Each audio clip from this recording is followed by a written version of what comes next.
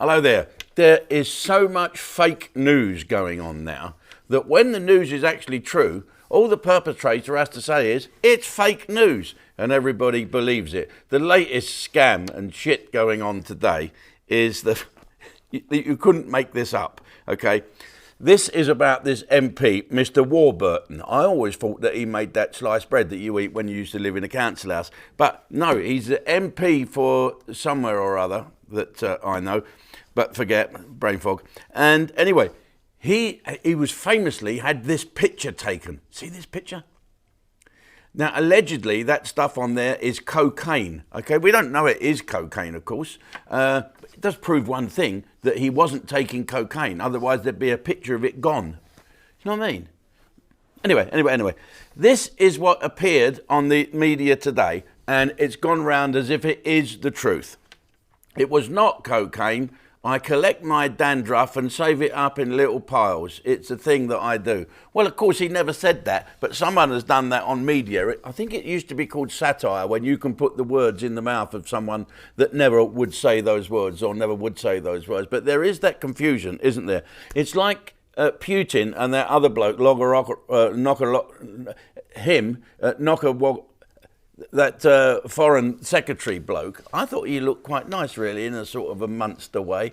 Anyway, he is saying that the 400 Ukrainian corpses that have been found recently have been photographed from the air by... It's an undisputable fact. Here's his way out. This is equivalent of dandruff on the side, and it's not cocaine. They were put there by the Ukrainians.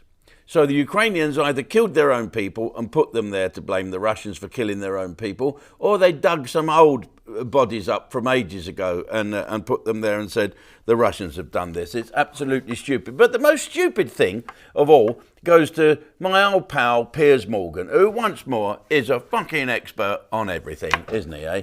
Piers now says, why aren't we doing more? What can we do? I put something on Facebook today when someone said if Margaret Thatcher was alive, the British troops would be in there now. For how long? 2 minutes. Boom, gone. At the moment, it is Russia fighting Ukraine, and we all pray and hope that the very, very brave people of Ukraine come through this, and that fantastic president, may he still have the strength to guide his people. He might have to change tack in a minute and make some tough decisions, but he seems a tough enough guy. So Piers Morgan is saying, why don't we allegedly, that's a word that you use, Piers, and you newspaper people, allegedly is saying we should enforce a no-fly zone. So how are we going to do that? We're going to put NATO jets in the air. Over where? Ukraine? Over Russia? What happens if you shoot a MiG down? What happens if you shoot one of these planes down, or a cruise missile? That is an act of war. Do you then go and shoot out where their landing space is? Do you blow up the aircraft carriers where they're taking off from?